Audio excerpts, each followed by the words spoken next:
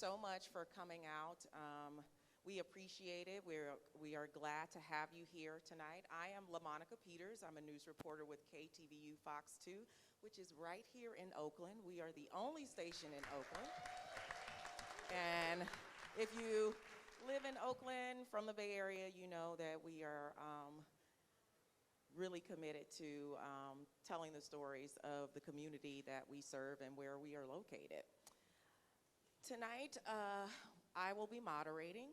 Brian Watt from KQED will also be moderating. Let's give Brian a hand. Thank you so much, Brian.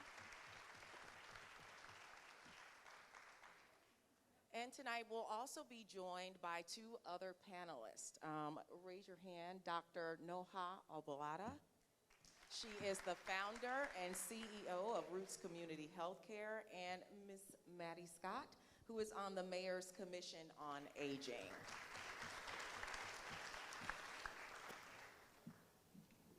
Now, before we introduce the candidates and go over a couple of rules for the forum, I want to invite Dr. Rudy Besikoff to give you the welcome address. Dr. Rudy? And he is the president of Laney College.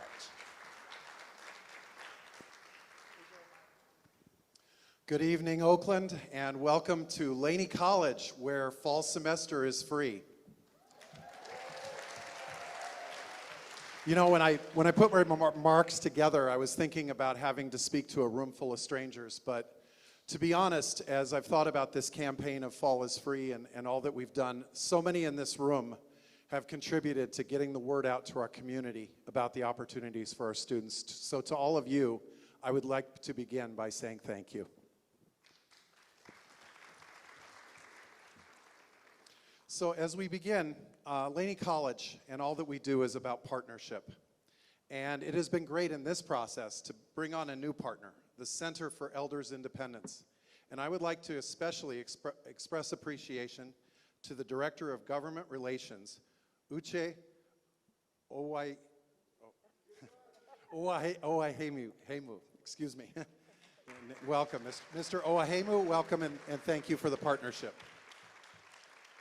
I would also like to thank the co-hosts that are here this evening as well and have contributed to this. The Oakland Mayor's Commission on Aging, the Alameda Senior Services Coalition, the Lifelong Medical Center, Operation Dignity, the Oakland Post Newsgroup, United Seniors of Oakland and Alameda County, and of course, KTVU and KQED. Also tonight, on behalf of our Chancellor, Dr. Jeanette Jackson, I'm extending welcome, but also want to recognize two members of our leadership, members of our Board of Trustees. To my left here is Trustee Kevin Jenkins. And seated over here to my right is Trustee Linda Handy, actually right here. Welcome. And finally, I'd like to welcome all those who are joining us virtually, either viewing or streaming the event this evening. So in closing tonight, in this very important step in our process, our democracy, I would like to wish the best of luck to our candidates, and thank you all, and again, welcome to Laney College.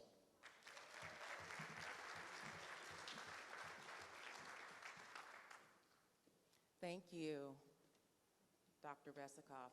Before we move on, I just want to say, seniors, I am so glad to see you guys out here, and I just want to let you know how good you look. I lost my father last year at 69 years old, and what I wouldn't do to be able to have him here sitting where you are, participating in your community. And I just want you to know that you are an important part of our society, and don't ever let anybody tell you that you're not. What you need matters, and that is why we are here tonight.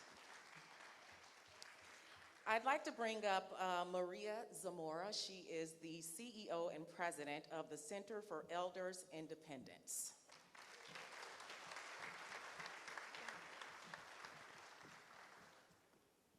Thank you, LaMonica. Good evening and welcome, everyone. As was just mentioned, Maria Zamora, I'm the president and CEO for the Center for Elders Independence, or CEI. And And we are celebrating 40 years of serving seniors and their families in Alameda and Contra Costa counties this year. It's a very exciting year for us. Over 400 CEI senior participants, and many of our staff, myself included, live right here in Oakland. CEI was born in Oakland 40 years ago. We have 2 pay centers and our headquarters here in Oakland. We are deeply rooted and committed to this community. We are very pleased to be working with the City of Oakland on the Age-Friendly Oakland effort that rolls up to the Master Plan on Aging. These are exciting times. Providing high-quality health care to our neighbors is rooted with educated voters who advocate for good policy and make informed voting decisions. That's why we're all here tonight. Who we elect in office matters, and elections matter. Like LaMonica, I just lost my father this last year at a young age of 91, and civic engagement was such an important part of who he was and what he infused in me from a very young age. Almost 30% of Oakland residents are seniors, and they are the most reliable voting bloc. We are here to discuss your concerns and our seniors' concerns tonight. CEI wants to be a resource, a thought partner, so together we can create policy to expand healthcare access to our growing senior population and make healthcare a reality for everyone. We need your support. We are proud to lead this process. We've built a dynamic coalition of partners that serve the Oakland community and beyond. So I'd like to now acknowledge each coalition partner here tonight. So if I could have a representative from the each organization stand and be acknowledged when I call that organization. Lifelong Medical. Do we have anyone from Lifelong Medical? They're outside on the tables. Let's give them a round of applause. The Mayor's Commission on Aging.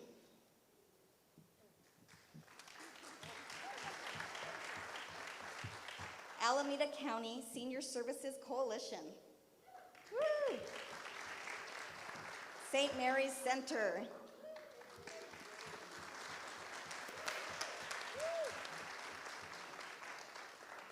Black Women Organized for Political Action.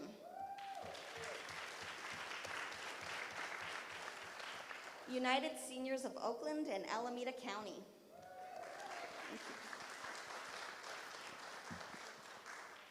Oakland African American Chamber of Commerce. Oakland Chinatown Chamber of Commerce. Oakland Post Newsgroup. KTVU Fox News. KQED Live Public Radio.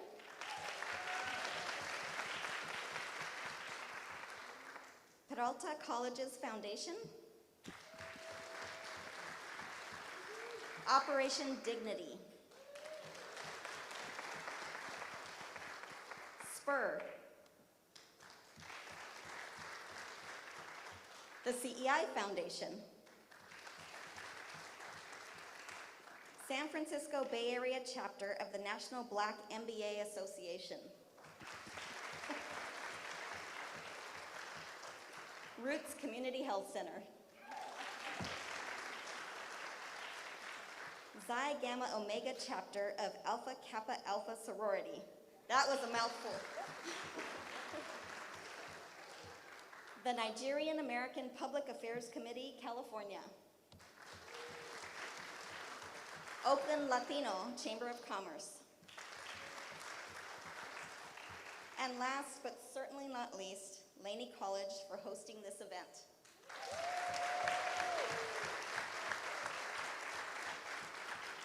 Thank you so much for attending, for watching, and for being a part of this very important conversation tonight. Thank you, Maria.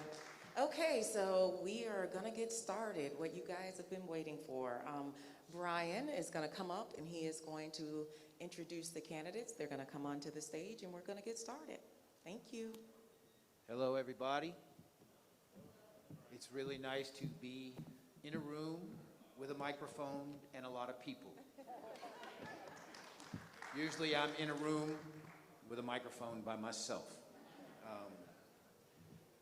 I want to read the rules before I introduce the candidates. It's a pretty straightforward set of rules, but it's important that we know before we get started what the rules are here. Candidates will only speak when a question is posed to them. Candidates cannot interrupt another speaker. You will be asked to leave the stage if behavior occurs more than one time. I think that means bad behavior against the rules.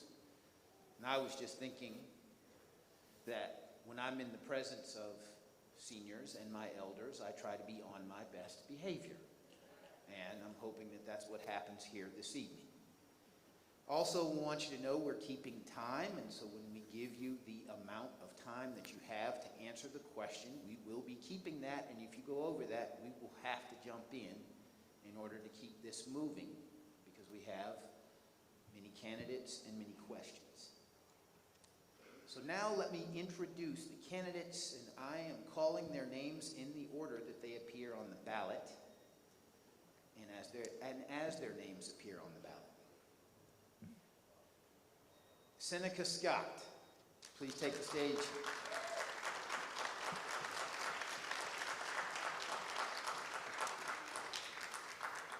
And of course, I forgot to mention that. Hold your applause until I've announced everybody. But Seneca Scott, thank you very much. We're glad you're here. Councilmember Treva D. Reed. All right. Councilmember Shang Tao.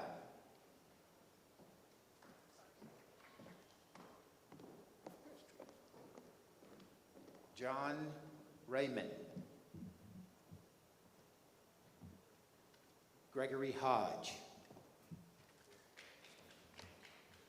Peter Y. Liu. Please. Hold your applause, please. Thank you. Councilmember Lauren Manuel Taylor.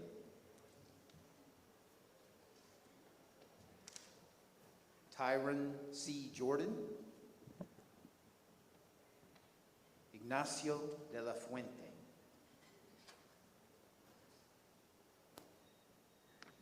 Elisa Victory Villanueva.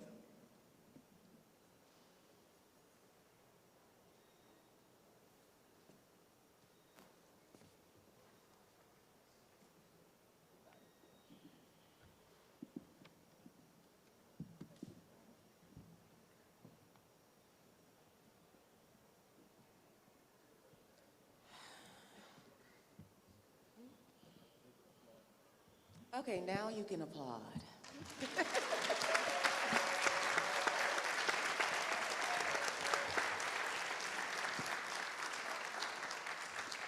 Thank you for your cooperation. Okay, so let's jump right into it. The first question I will be asking, and we will be asking each candidate this question, so we'll just go down the line. You can say your name at the beginning of your answer, and you'll have 1 minute to do that. We have someone keeping time, Amber, and when she's right there, when she says stop, you have to stop, okay? All right, so we view this candidates forum as a job interview. So I'd like for you to tell us about one area of needed improvement that will impact your ability to be an effective mayor and how you will overcome it. We will start and just go down the line.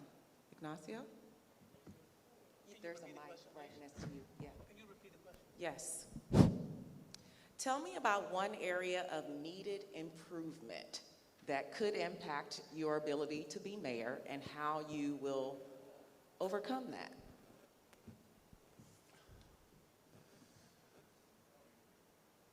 I think that, well, first, thank you very much for the time.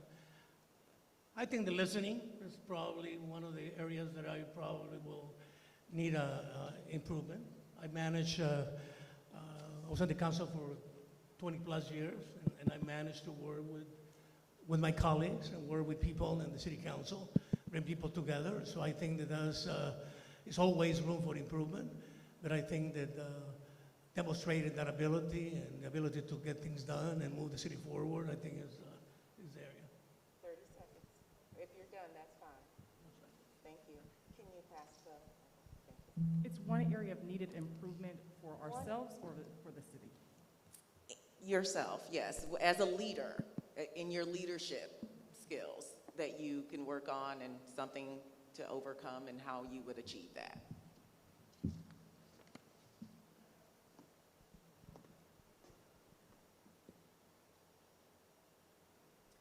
I think the area of opportunity for me as a leader is certainly balancing the demands. There are incredible demands before us. Not everything can be done at once. There are so many things that are pressing priorities from every part of our community. And certainly the opportunity for me is to do what I've had to do in corporate America, which is look at everything that is before you and decide how do you prioritize and how do you ensure that there's adequate funding to go with those priorities, and making sure that you also communicate effectively with those that are part of helping to deliver on those priorities. That, for me, I believe is going to be one of the major opportunities as mayor, is to balance those demands within the time that we have to get everything done and for people to be heard, seen, valued, and respected in the midst of it all. That's what I've done as a mother. That's what I've done as a caregiver. That's what I've done as a leader. And this opportunity is an incredible new area of influence to truly show up impacting a much larger segment of our community all over the town.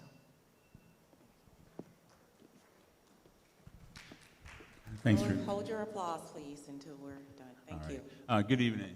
My name is Greg Hodge, and I'll be honored to serve as your next mayor. I'm here tonight because I think I bring a set of skills, experience, and temperament to what's needed in this moment. Leadership is a capacity to respond to the situation of the moment. So tonight, as we honor the Ohlone people on whose land we stand, all of our ancestors, the elders who are here, in my tradition, I would normally ask my elders for permission to continue, if that's okay. It's okay, thank you. So one area of improvement for me, I think, would be I am almost hopelessly optimistic. I believe that Oakland can be the city that we want it to become.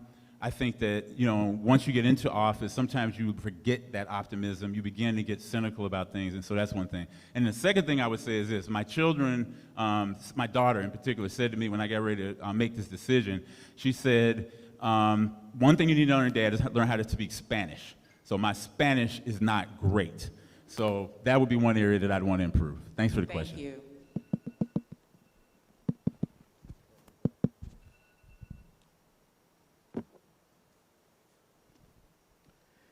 Good evening, everybody. It is great to be here. Thank you for those who put on this event. A lot of times people question how I, as a biomedical engineer and a management consultant, came to become an elected representative in my hometown of Oakland, where I am 3 generations deep and deeply committed to this town through my intergenerational relationships.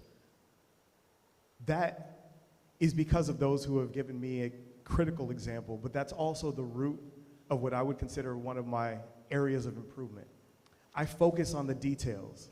As an engineer, I have consistently dug in deep and really wrestled with all of those details in order to make sure that we get the results that we need for our community. But as mayor, I will have to elevate, lift up, and rely on folks. And so the solution is surrounding myself with incredible people who can do the critical work and allow me to focus where I really need to as mayor. Thank you.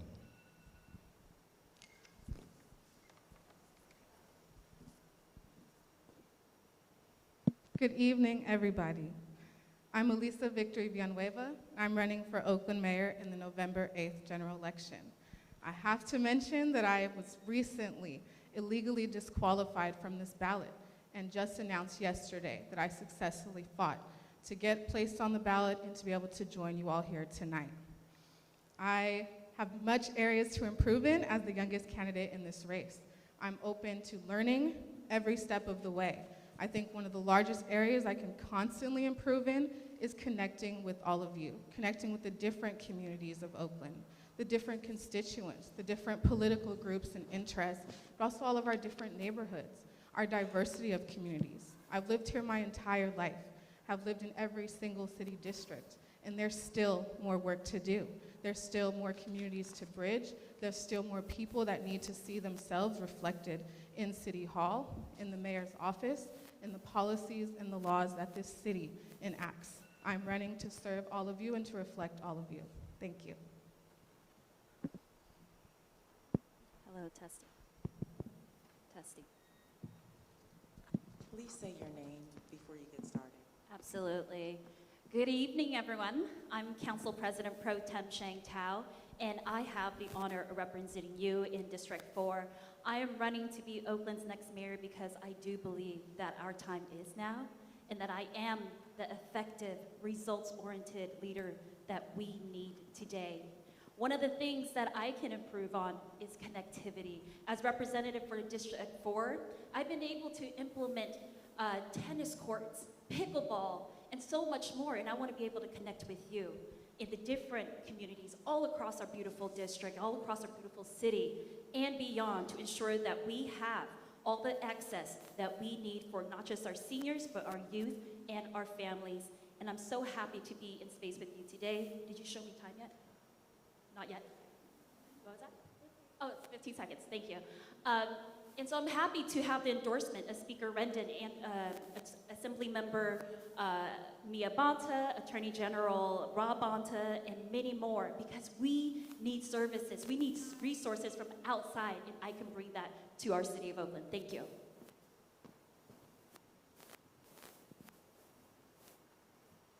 Peace, Oakland. Good evening.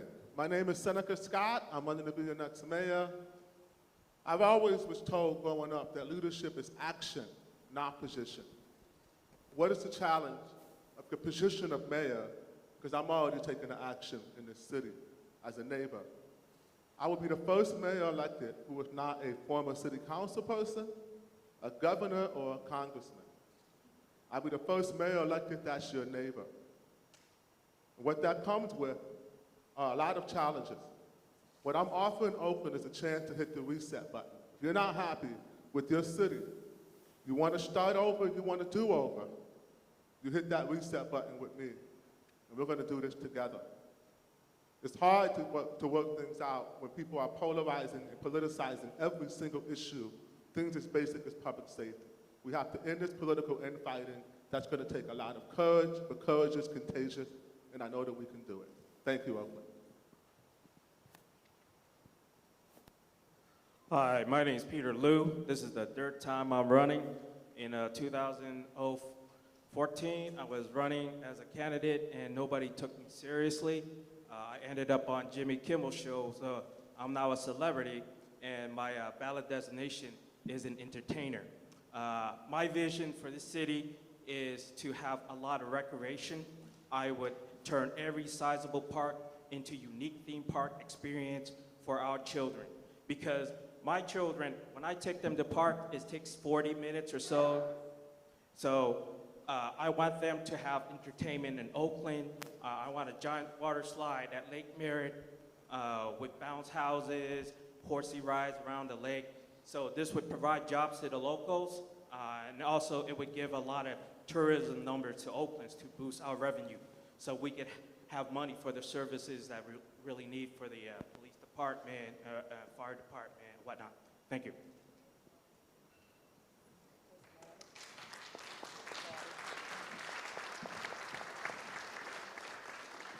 Thank you. About 30% of Oakland's residents are seniors. This is a question for Shang, Ignacio, and Greg, so listen up. A very small portion of the city's budget is directed towards seniors. In fact, the city only budgets about $20,000 for senior center operations. How would you address budgeting for senior services as mayor? We need a specific plan in 1 minute from each of you.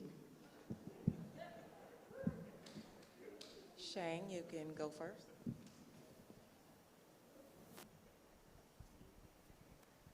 Hello, testing. 1 minute, here we go. Thank you, I really appreciate the question. So as having 10 years of experience at City Hall, working as the City Hall staffer, all the way to chief of staff, now being a council member, I understand the bottlenecks. You're gonna need a leader who has that experience, who understands the bottlenecks of implementation. This is an amazing job of being Oakland's next mayor. It is a job of execution, and that is who I am. I'm able to have fought for more money for Meals on Wheels. Not just that, but I was actually the only mayoral candidate up here who have fought to actually cap the CPI rate. That means more of our seniors did not go unhoused because we were able to make sure that they were housing secure. More than that, we need to actually fund more money into programs such as CEI. This is wraparound services for our elders. These are services where people are coming to pick up our elders so that they can enjoy programming. And I, as your next mayor, will invest, and I am committed to investing in more money for our seniors because I also have senior parents who need that programming, who need to make sure that they have interaction with other seniors as well.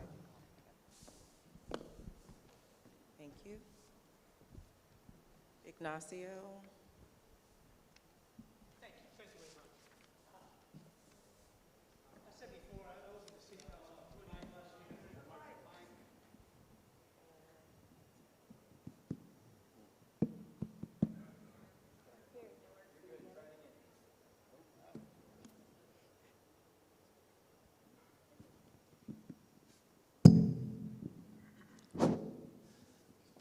I was city council for 20 plus years, and I see many of you that I know, and I have worked with you in the past.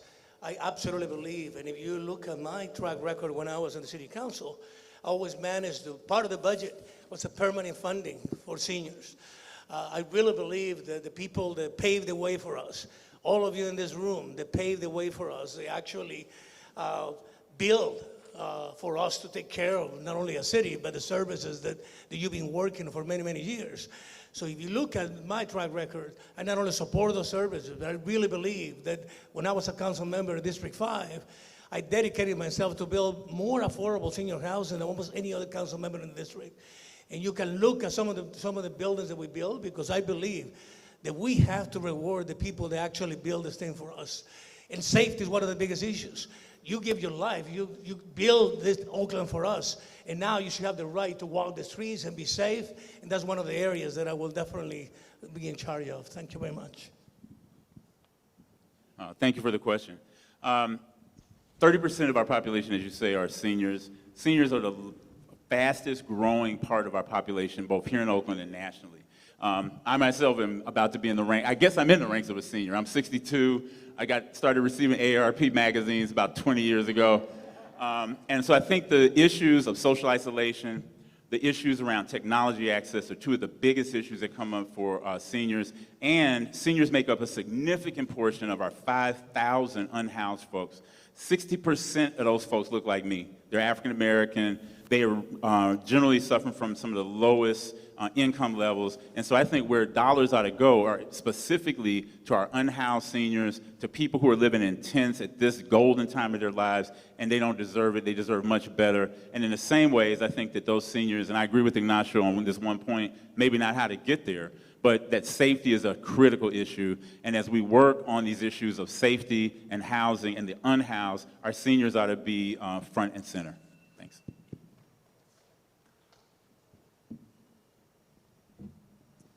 This question is for Lauren, Elisa, and Seneca. Our current healthcare system is inefficient and fragmented. What would you do to support the expansion and access of healthcare to seniors?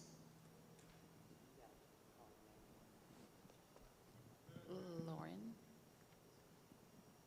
Who's first? Lauren, you can go first. Thank you for this question.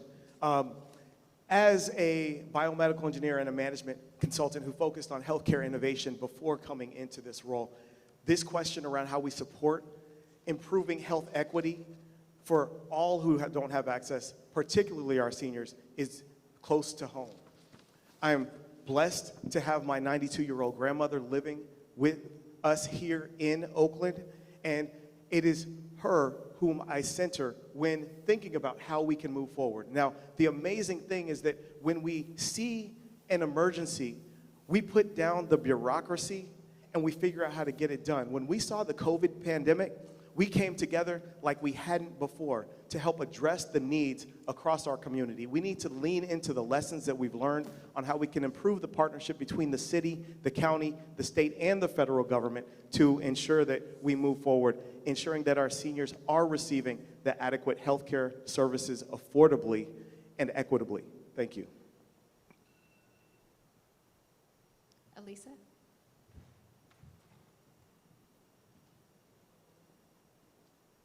Thank you for the question. Healthcare is extremely important, especially during a global pandemic, where seniors and our residents are some of the most vulnerable people. I have supported over the years a single-payer healthcare system and universal access to healthcare on the federal level. I've done this with the Democratic Party as an elected ADEM delegate for this assembly district. I've done that with my union as a union council and a union member, lobbying our state electeds. But Oakland is very unique. We're also home to some of our largest healthcare corporations, including Blue Shield of California and Kaiser. Those are partners that have already done a lot in philanthropy-wise that we can learn from. We also need to ensure that the county is putting in its work. Oakland is the county seat. Our county under state law is in charge of our public welfare, our public health. They need to be partnering with us and having adequate resources for the number of vulnerable people, of sick people, and people in need who are uninsured in this community. We need to detach our healthcare from employment and make sure that there's access for all. Thank you. Seneca?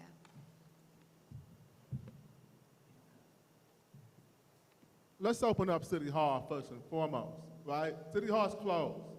How can we have a functional city to help elders when we aren't even open for business? That's a big problem. Second of all is COVID recovery and our escalating inflation. A cornerstone of health is nutrition. When food prices go up and you have a fixed income, you're making decisions between drugs and food. None of them are healthy decisions. We need to eliminate these decisions from our elders. We need a task force created by and run by our elders in our community to make sure that they're not left behind. We need to make sure that they're fed, that they're attended to. Our elders and our children are the bookends of our society. There's only one of the commandments that comes with the promise, and that's to take care of your parents, our parents collectively, so that we may all live long and prosperous as a city. Right now, we're not honoring that promise. We're neglecting our unhoused elders. We're neglecting our elders who are tucked away in their houses, scared to come out because they're immunocompromised during the pandemic. Thank you.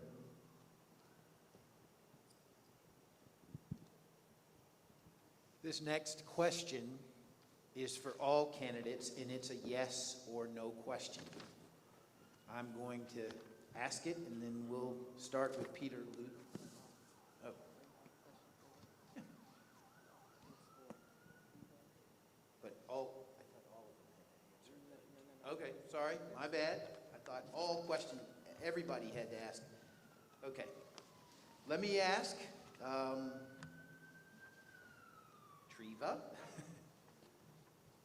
and Peter, Lou, and Elisa the following question. No, sorry, I messed up. Just be Treva and Peter Treva and because Peter. Tyron is not here. Right. All right, sorry, I got a little crossed up there. Do you agree that we have a real affordable housing crisis in Oakland? Yes or no? Treva? Yes. No. Okay. So the follow-up question to both of you. In times of real crisis in our nation, the public sector and private sector have worked together. Name the private housing developers that you've worked with to address the housing crisis and the outcome. I'll start with Peter. Oh, I'm a wealthy landlord. I own commercial and residential real estate throughout California. Peter, can you stand up, please? And Yes. Center stage. Affordable housing, you know, I teaches people to be multi-millionaires like me. And since 2014, when I released my Get Rich Quick platform called CESP5, I put it on the statement in the gubernatorial 2018 primary. I have since made a lot of people wealthy multi-millionaires, and they could afford anywhere they want to live. And that's the kind of knowledge that I want to teach our citizens, how to be rich the legal way, so they won't have to resort to others, all right? So starting with middle school, I could teach all the kids in the city on how to be going to the correct path so they could end up as multi-millionaires just like me. Treva Reed. What was the question, please? In times of real crisis in our nation, the public sector and private sector have worked together. Name the private housing developers that you have worked with to address the housing crisis and the outcome.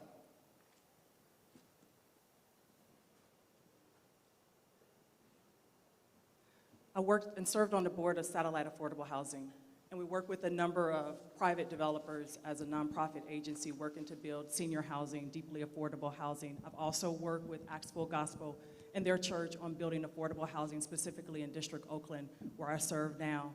It's critical that we build deeply affordable housing for our seniors. It's something that I've advocated for when serving with Nancy Skinner when she was in the state assembly, and I served as her senior field representative for this area and specifically over Oakland and policies that benefited us with housing and private developers who worked alongside of us.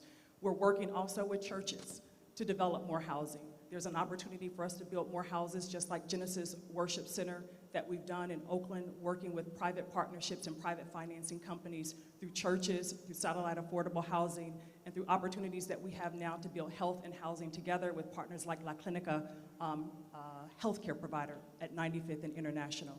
We're building over 700 units right now in East Oakland. It's not sufficient, but it's the start for us to deliver more, making sure that we get our seniors provided with the housing that they deserve. Thank you. This next question is for Shang, Ignacio, and Greg. UCSF,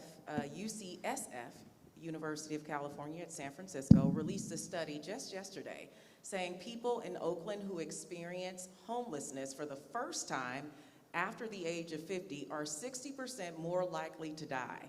How would you approach helping people 50 years or older remain housed? Shang?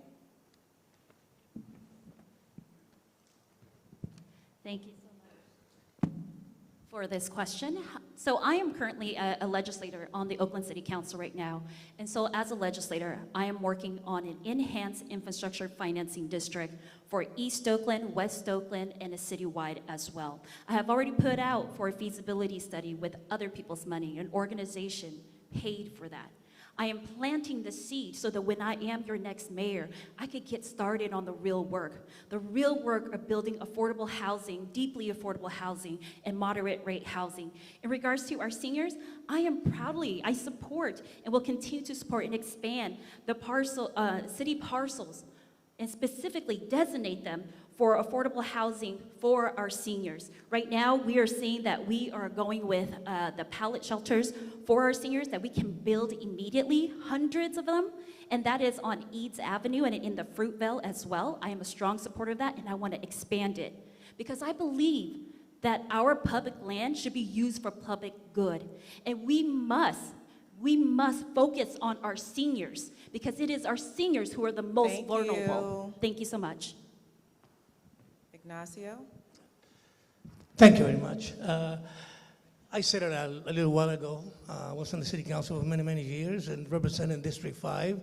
And I can tell you that the proof is in the pudding. I think if you go out and check my record, we build more affordable housing units in Fruitvale than any other district in the city of Oakland. From Bougainvillea to the Transit Village, Alterheim, you name it. Why? Because I really believe that it is our responsibility to make sure, again, the people that pave the way not only get rewarded, but they have, at this time in Oakland, is one of the most challenging times for seniors. So I agree. I believe that we have to use the private sector with the public sector. We've got to leverage our resources in order to build affordable housing. That's what we had done before, and we're going to continue doing. I can promise you that we're going to continue doing exactly that. Make sure that every Oaklander, from seniors to youth, get the attention that they deserve. So thank you. Thank you. Thank you for the question. One of the experiences that I've had over this last 2 years with COVID was to work with an amazing group of folks, including one of our premier doctors from UCSF, as well as one of the doctors sitting on this panel. We put up vaccine pop-up sites. We made sure that seniors and people in community at Allen Temple and Truvine and other places got the services that they deserve. So the first part of this effort, and this was an effort where we raised about $1 million and we got it out to the community. The first piece is to stop homelessness before it starts. So prevention services for those seniors is going to be super important. Number two is to figure out which of those seniors are extremely low income, because typically when a person is very low income, that is the person who's the most at risk for losing their housing. So we need to provide housing supports for them as some of the most vulnerable folks in our community. And then lastly, we need to provide access to all kinds of services. And the partnerships that we created with African American Response Circle, Resilient Fruitvale, and others are an example of what leadership looks like. So thank you.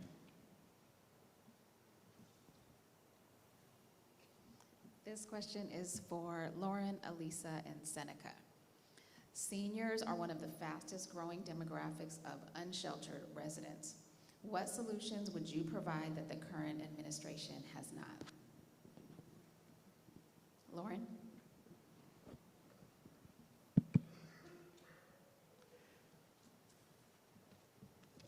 Thank you for the question. Yes, it is tragic that our seniors who have invested so much, laid the foundation and the groundwork upon which we now stand and benefit, are struggling to keep a roof over their head in these difficult times. When the cost of housing rises by 270% in a 20-year period, but yet our seniors' fixed income doesn't rise, barely rises at all, we have a problem.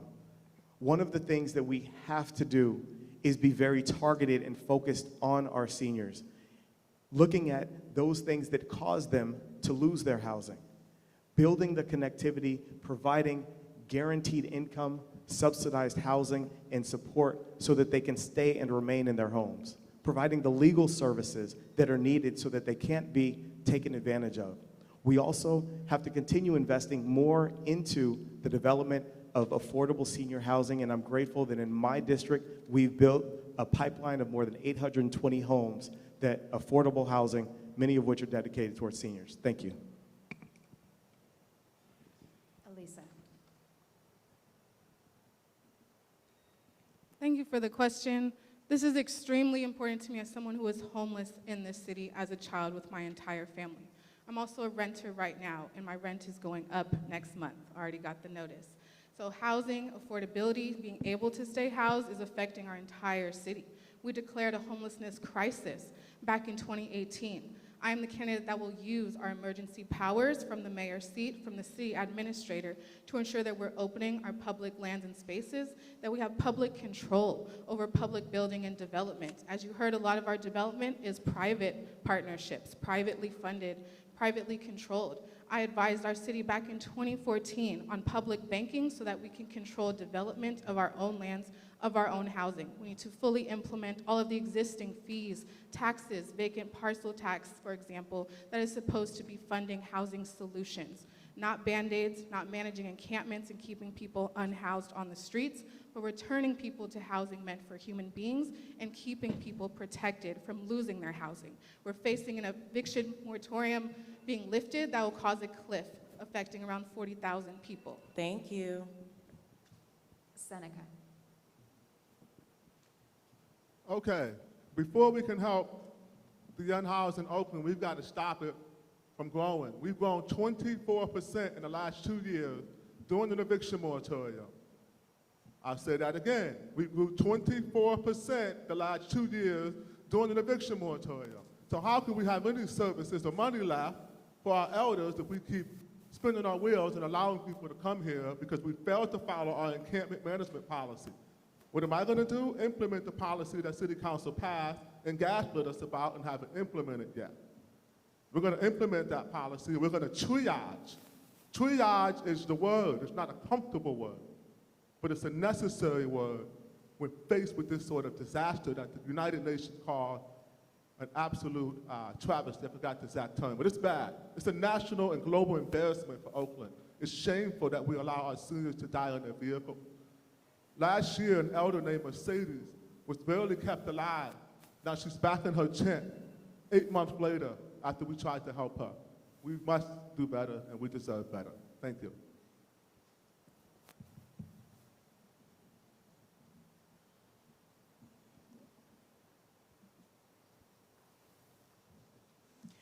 This question is for Treva and Peter.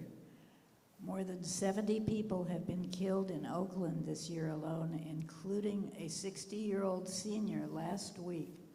What specific policies would you put in place to reduce gun violence in Oakland? Treva.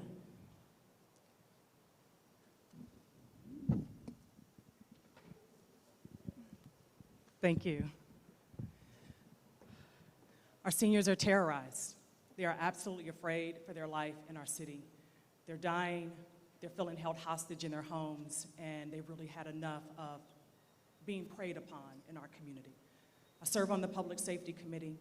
I have a mother that I care for myself. I've been a primary caregiver for my own mother for well over a decade.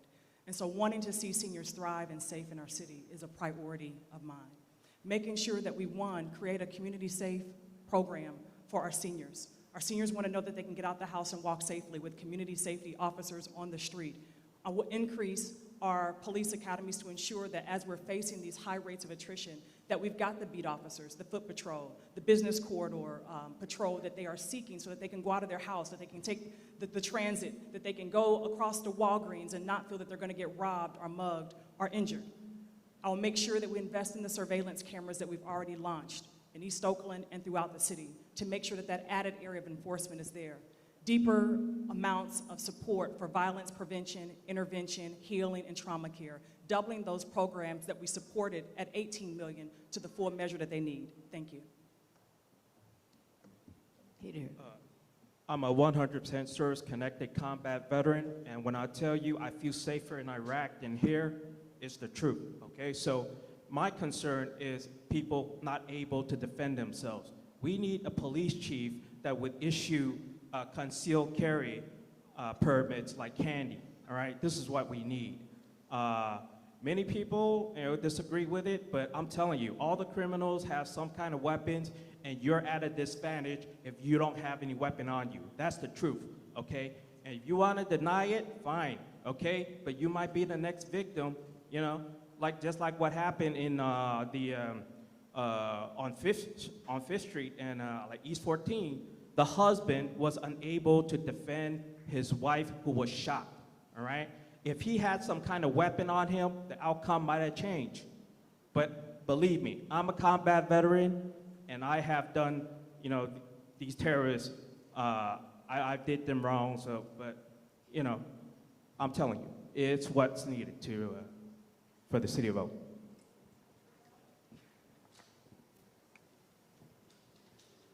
This next question is for all candidates. Each will have a minute to respond.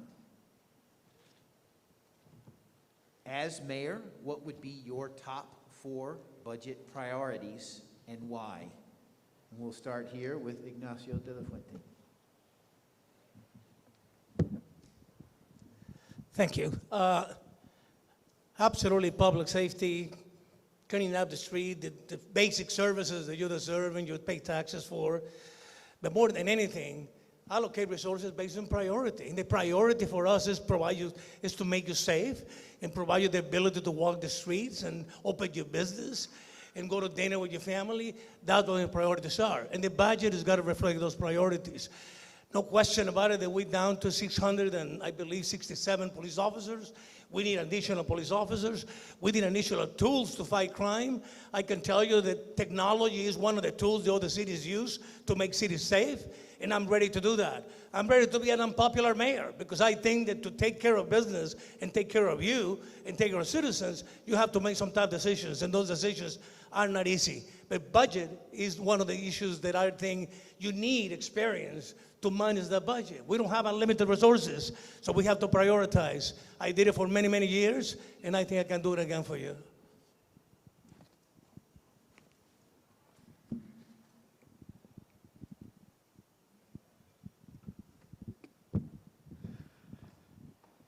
As mayor, my top 4 priorities is to keep us safe and protected.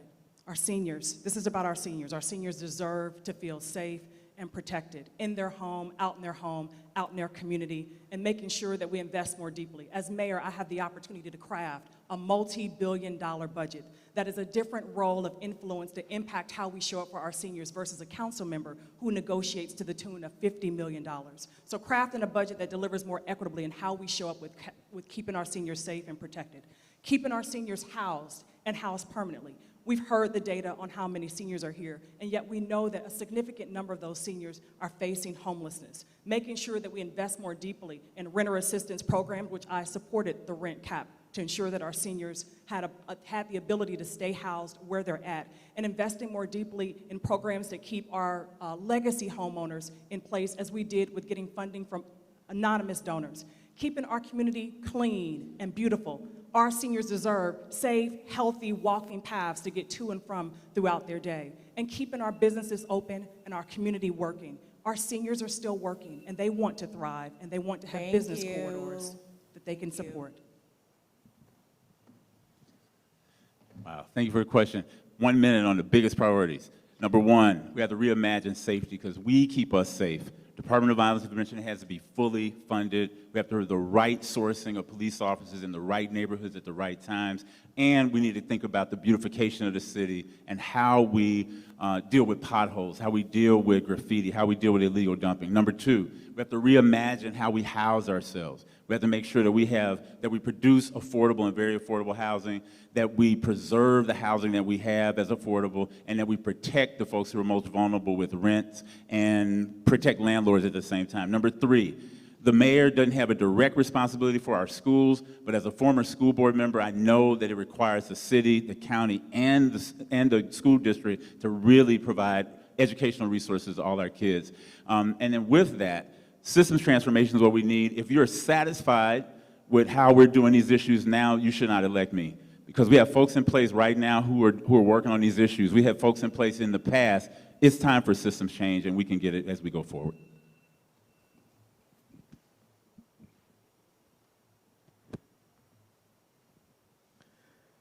Thank you for the question. I think it's important that we answer with specifics, not just generalities and where we want to go and what are our priorities. So when it comes to public safety, there are 2 specific investments that I would make. First of all is investing in the technology and the staffing in our criminal investigations division. We have to demonstrate more than just a 30% solve rate for violent crimes. We have to double the solve rate, and so that requires adding civilian staff and sworn officers that can help to do that, and the technology necessary to extend their officers. We also have to, when it comes to cleaning our streets, I will prioritize investing as much as we need to make sure that our streets look clean, and you don't have to see the significant disparity when you move from Alameda into downtown Oakland, from San Leandro into East Oakland, or Emeryville into North Oakland. Also, we have to implement a performance management system within our city. That's a way of measuring how we're doing, putting a report card out there that everyone can see, and if we don't measure it, we're never going to be able to achieve it. We have to build the underlying infrastructure that is necessary to move forward. Thank you.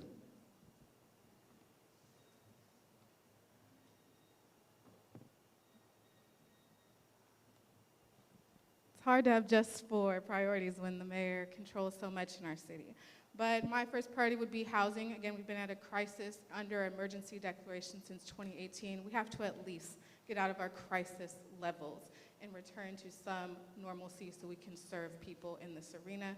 This includes some of the things I mentioned, like investing in public development of our public lands and protecting our current residents and actually housing people, not managing them.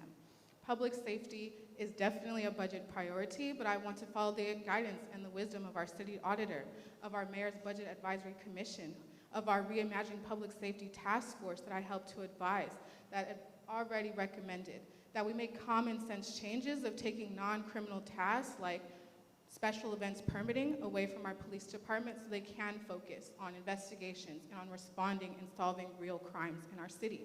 My third is economic justice. Around development, I support the progressive business tax that hopefully will pass this November as well.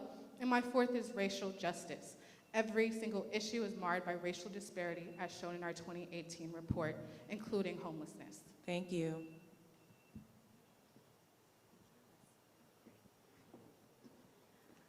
I really appreciate this question. My first priority would be public safety. I want to make sure that we continue to invest in our macro program. This is our mental health response program. This will alleviate the many calls that OPD is getting so OPD can focus on violent crime. Also, I am the only mayoral candidate to actually invest $18 million. These are monies that have never been invested before by the city for violence prevention and violence interrupters. And I'm committed to doubling that as your next mayor. More on top of that, my mother, she is 5'9", a senior Asian woman, and I'm afraid that she will be attacked. So working with the DA to make sure that we have those hate crime enhancements for our seniors. Also, affordable housing, I spoke about EIFD earlier today already. I'm happy to be breaking ground for 197 affordable housing units in my district above 580 because I believe if you want to live above 580, you deserve to live above 580. And I started that work on day one because I have the experience and have shown the results. We are breaking ground the next 2 months. Also, illegal dumping and making sure that our students have pathways and access to paid internships and careers because that is how we keep ourselves safe. Thank you.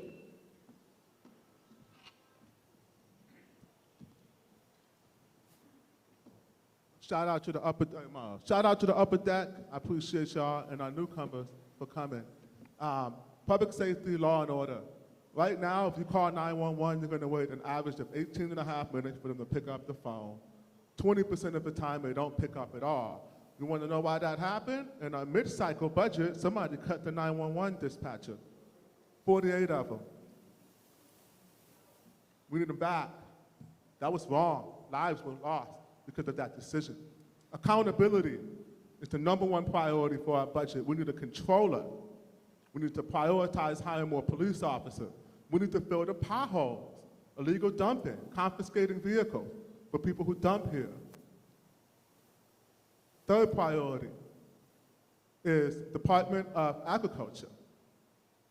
Fourth priority is making sure that we go into our COVID recovery for our businesses and we leave money for our business improvement district and expand on that program to make sure that we can keep our businesses afloat.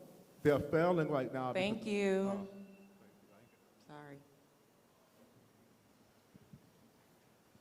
My first priority doesn't even need a budget. I'm going to just teach people how to be making like $30,000 a month on their first month, and they'll be making big money by the time I'm done through with the term, okay? So this would fix a lot of problems because when you teach people to make money the legal way, they would certainly won't have to go out, mug people for a few $100s or so. So I think it's very important for them to know it. Like I did, I was poor once. I came back from the military, there was no jobs for me, so I have to start my own businesses. And now that I'm successful, I'm applying this knowledge to the rest of the people so they would know how to do it the right way. My second very concern for the budget is giant water slide at the lake and entertainment and rest of the parks. Thanks, that's it. Thank you. Ms. Mayor.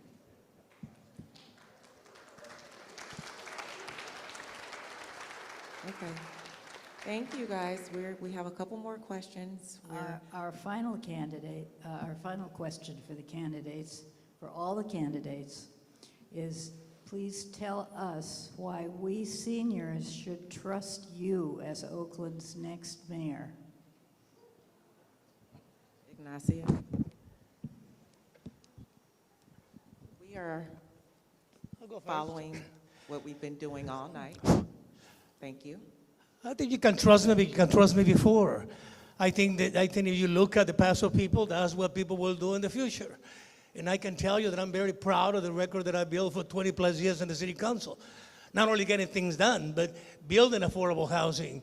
Make sure that you can, again, wall the streets. Back in the day, you know, when crime started rising in Oakland, which has been many, many times to happen, right? You got to have the leadership to actually talk about technology, and that will be cameras. We're one of the first council members, that Nate Miley and I, that wanted to install cameras to trying to provide the tools for the police to actually do their job. But again, sometimes it's a lot of talk but no action. The reality is that you got to look at the people's past to see what they're going to do in the future. So I encourage you to look at my track record. I encourage you to talk to people that know me, and I can tell you that they will tell you I'm a man of my word, and I'm going to get things done. I never start anything that I don't finish. So I really would like to support. Thank you very much.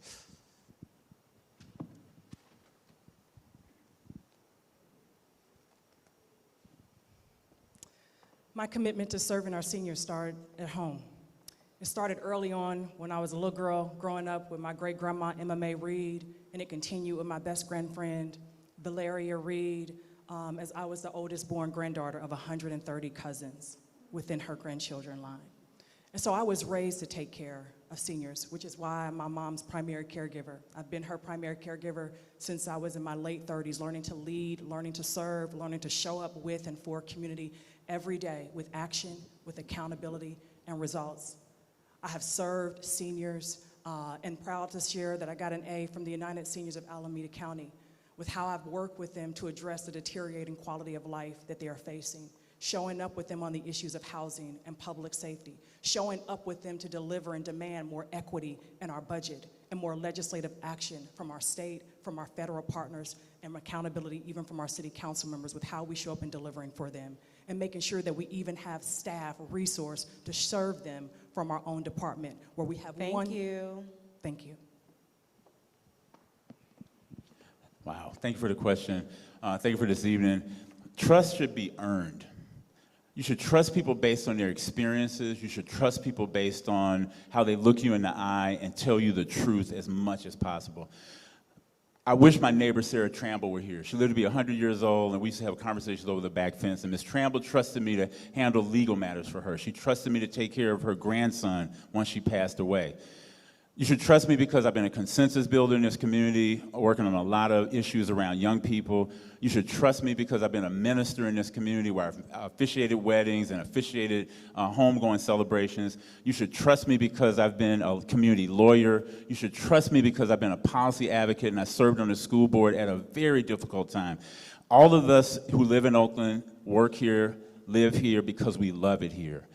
I would hope that I would earn your vote based on my record, based on my skills, and based on my mutual love. What I know is true, that you love Oakland as much as I do. Thanks.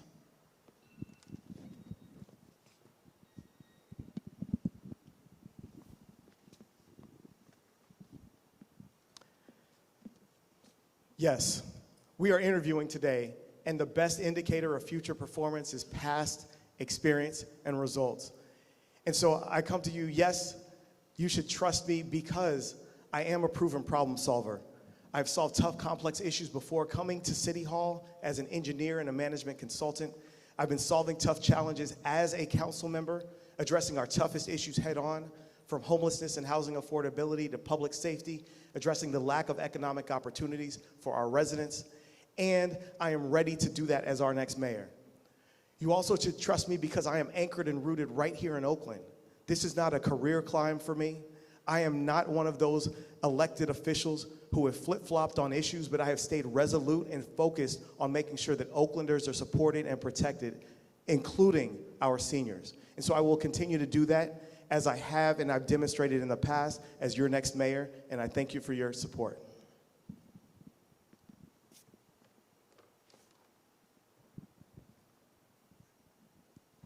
It's been great talking with you all. Please learn more about me at victoryforoakland.com. You all can trust me because I'm a product of this city. I'm a daughter of Oakland, and I was raised by all of you. I was trained to lead and to serve this community and have a long record of serving right here in Oakland. since I was a child with my church in West Oakland, providing food and clothing distribution, since I was a student worker with Oakland Youth Together, doing education justice work, since I became first in my family to go to college, and when I graduated, I said I was going to be mayor, and that was 10 years ago. And I have stayed true to what I told people 10 years ago. I caused myself to go to law school to prepare myself for this seat, to be the best candidate for you all. In my law school statement, I said, admit me to this school because I'm going to be mayor, and I want to serve my city to the best of my ability. I've been serving as a public interest lawyer, as a volunteer instructor at San Quentin Prison, and as a direct service provider in our community.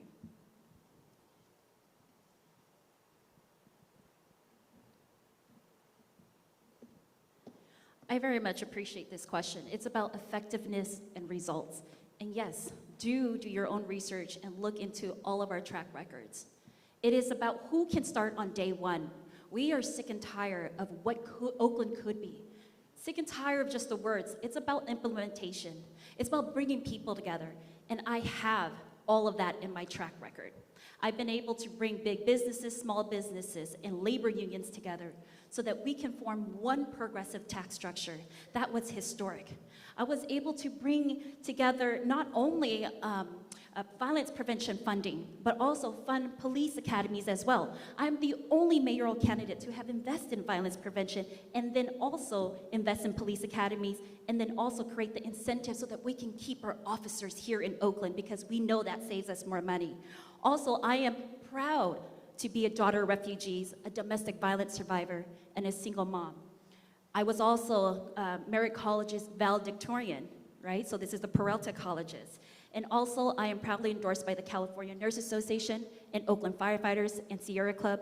And all of these people have endorsed my campaign because they know that they can trust me to represent Oakland. Thank you.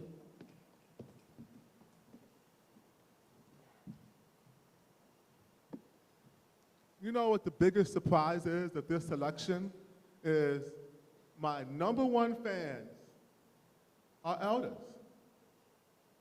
Look at me. I never would have thought that the people who would respond to my campaign message the most would be the elders.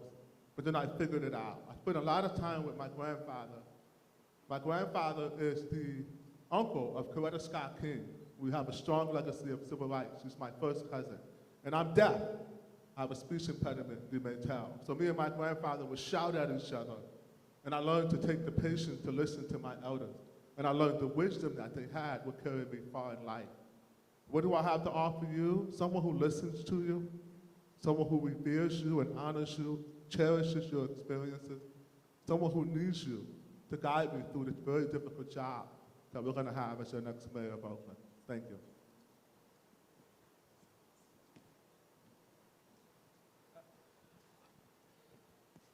When I turn all sizable parks in Oakland with unique theme park attractions, I'm gonna give the senior discount like 60% to the seniors, and it'll apply to your grandchildren too. Thank you. Thank you, Peter. Okay. Because you guys have been literally one of the best audiences following our instructions, we have a little time left, so I want to thank you. I'm going to go back to a question that we did not get to ask all of the candidates. Treva and Peter, you guys both have answered this question, so I'm going to go to the other candidates and repeat the question.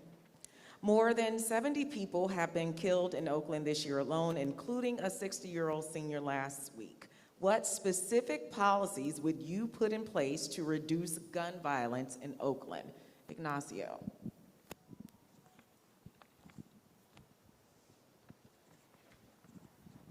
Thank you. First, are we talking about priorities? We're talking about definitely Oakland is in a need for additional police officers. That was first priority, hire police officers. Second priority is really set the tone.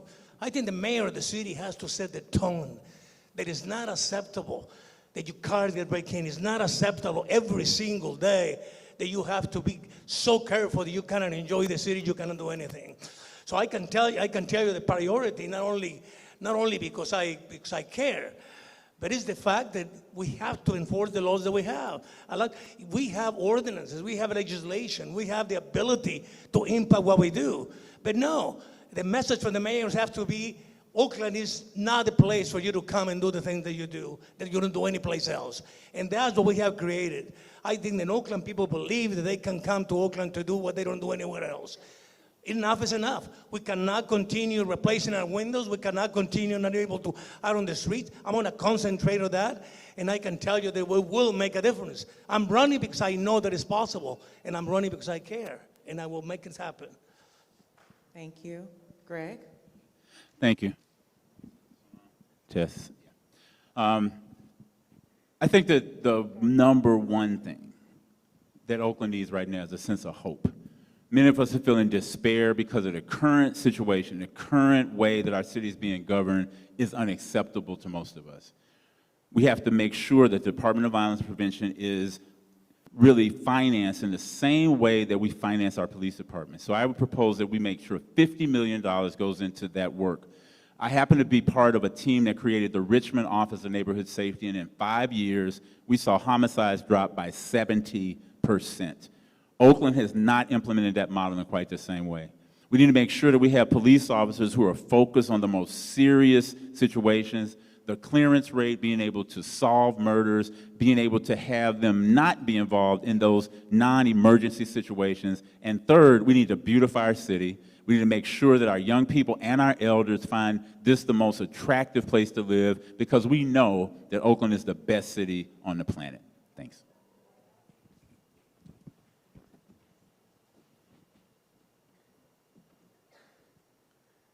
Public safety is a crisis here, and here in Oakland, it's at a boiling point. One of the challenges is that we have allowed the pendulum to swing too far to the side of lack of enforcement and no standards that we uphold.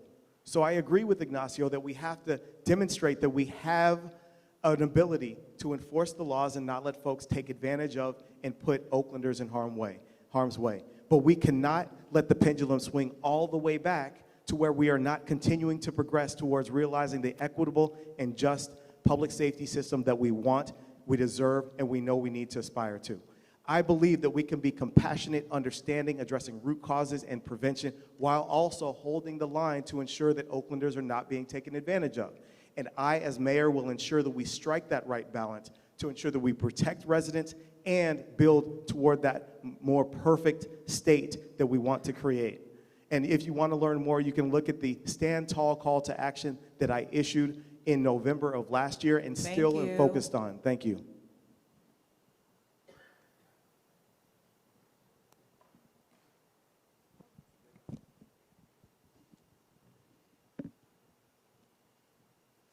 Glad we got to talk a little bit more about public safety criminal justice, since I do this every day and I work on a regular basis with our district attorney about what happens on the accountability end once somebody has already committed a crime with a gun.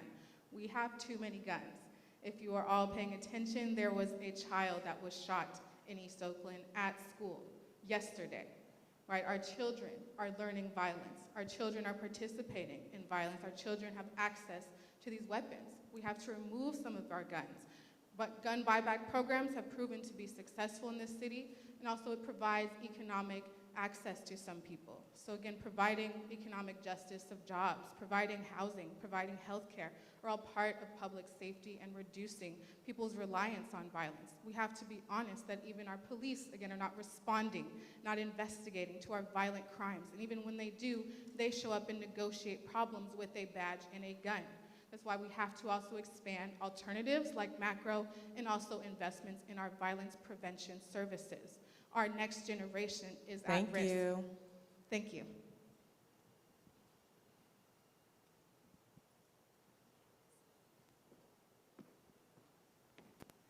In regards to public safety, I've already talked a little bit about where I come from in regards to that, but we need to reinstate our traffic enforcement.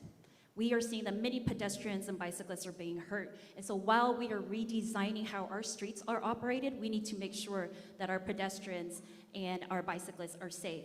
Also, in regards to business corridors, I've been a champion of making sure that we could get community policing in business corridors, but I'll be very honest with you, that is a fight that me and the current mayor have. She does not agree with that, and I will implement that we have officers, community officers in our business corridors. Also, creating pathways and access for our young people. When I say young people, I'm talking about high schools to 30-year-olds.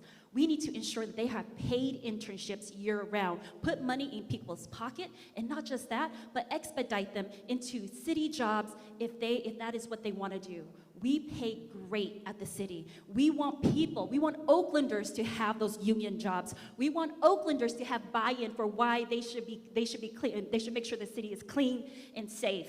Not just that, but that will also fill the vacancies. We have 25 and 40% vacancies in all departments. Thank you. Thank you.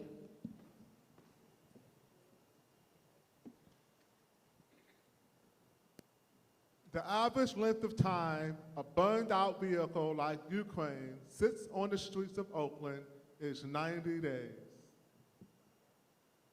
That is a direct signal to anyone that you can do whatever you want.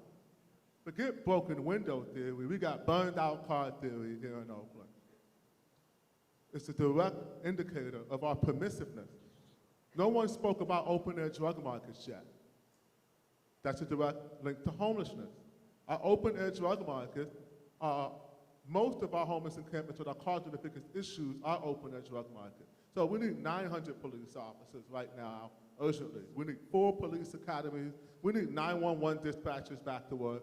But how are you going to do that when no one wants to come here?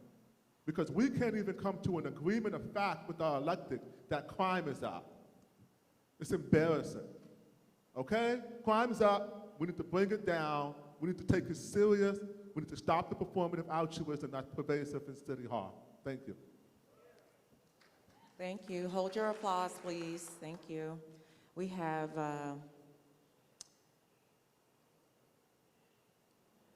one final question, and this is for all of the candidates. Again, we will start with Ignacio and move down. Would you support the creation of an affordable housing trust fund, and how would you fund it?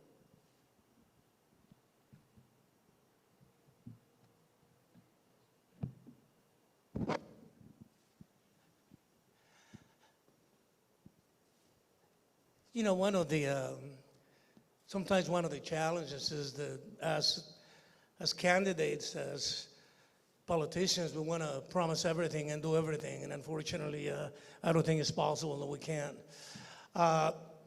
My priorities, I stated, my priorities is make sure that the city is safe, because I think without that, there's no investment, nothing that can really help us actually fulfill our responsibilities. I always support it. Like I said, I think Oakland should be proud of the fact that as a city, with the largest city in Alameda County, that we have built more affordable housing than all the rest of the cities put together in the last 20 years.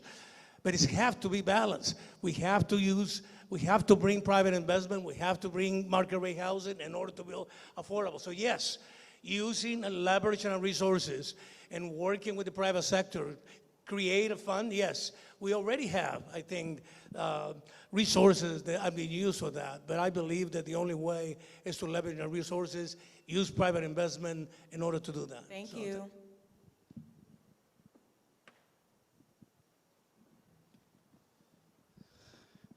We have an opportunity to invest more deeply in housing. We can do it with the Enhanced Infrastructure Financing District. We certainly have an Oakland Land Trust that we can invest more deeply into. And it's an opportunity not just for the city to find a path to investing more into our housing, it's an opportunity for our county and our state and our federal partners to join with us, and also our private partners to come into partnership for us to get more money into a fund that actually delivers housing, that delivers deeper subsidies, that delivers an opportunity for cooperative housing. It delivers an opportunity for us to be able to have funding available to offset the costs of those who are looking to get deeply affordable home ownership. I had my first home. It was an affordable home ownership. It provided an opportunity through PMI, through tax abatements. So there are a number of state credits that we can dig more deeply into, along with private partnerships and the Enhanced Infrastructure Financing District, to take advantage of the tax revenue that can be created in that district to pour back in to fund our housing needs. Wow, thank you again for the question. I think that there are some things that I do agree with from my colleagues who are sitting here tonight. One is that we need to produce more affordable and very affordable housing, and I think one of the ways we get to that is to use the current mechanisms that we have, the Oakland Land Trust being one. Number two, I think we need to do something akin to what San Francisco has done, where there is something called Community Option to Purchase Act. It allows community-based developers and community-based land trusts to buy property, to then have right of first refusal, and then provide that property for sale at market to residents, to people who would like to buy that property. The third piece is it's a regional issue. The only way we solve our housing problem is by working with the county, with the state, and actually it's a federal problem. The Bar High effort around the Black Hat Fund would create $500 million for first-time home buyers. It would allow black-led developers to do the work. And the last thing I'm going to say is that you should trust me because I have managed my time well tonight. All right, that's it.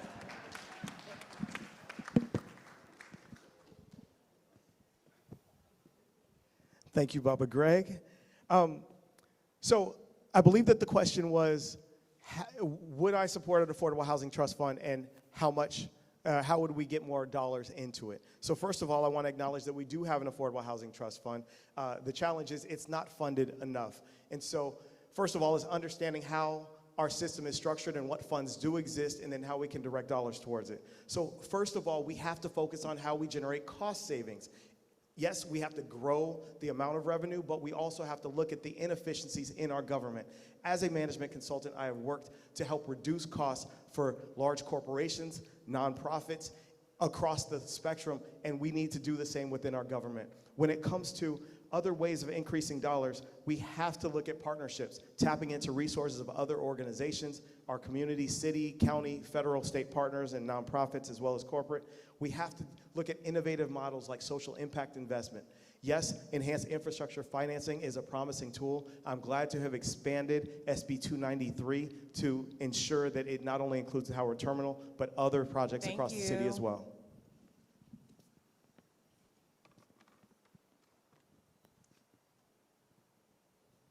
Thank you for the question.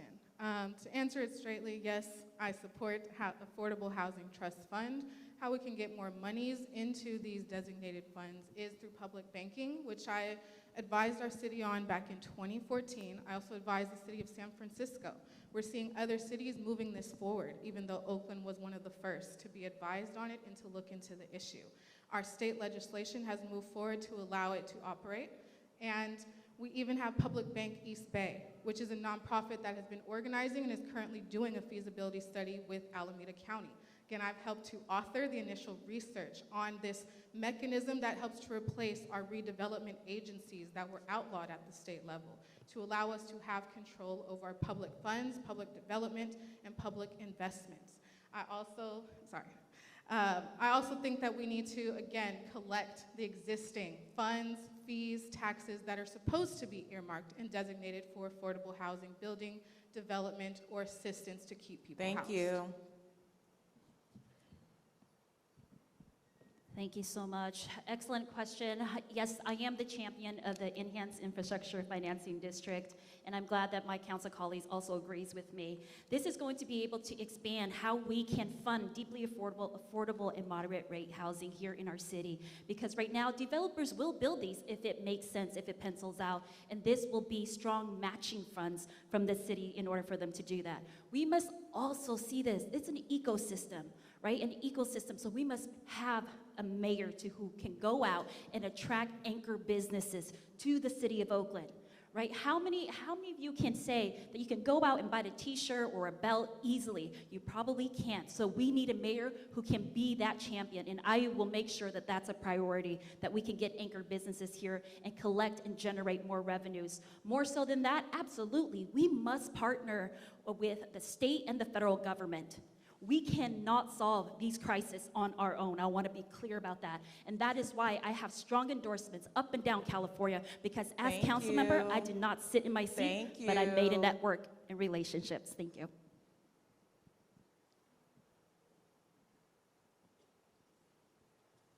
What is affordable housing? Can anyone here even tell me? I say accessible housing because language matters. Homeless people need to access housing. They ain't gonna be able to afford anything anytime soon. We need to build more housing. Stop blocking new development with building and trade extortion or mindless sexual violation for those of you who play inside baseball. We need to build on all levels, accessible, market rate, everything. We need to make sure that people can afford to live in these houses. But guess what? With a city that's not open for business, that's still having an eviction moratorium, good luck getting any private investors to come here. Ain't no money coming to Oakland right now. This is opium I hear up here. It's like somebody's smoking something. What money? From where? There's no such thing as a free lunch. Money comes from taxpayers. We're chasing them out of town right now. Hold your applause, please. Thank you. Where their houses is 700,000 or 400,000, I buy it in cash. And that's what I'm gonna teach people to do. That they know that everything in America is affordable to them if they know how to work smart the right way using my platform, CESP5. Thank you. Thank you. Can we give all of our candidates a round of applause? You guys, thank you so much.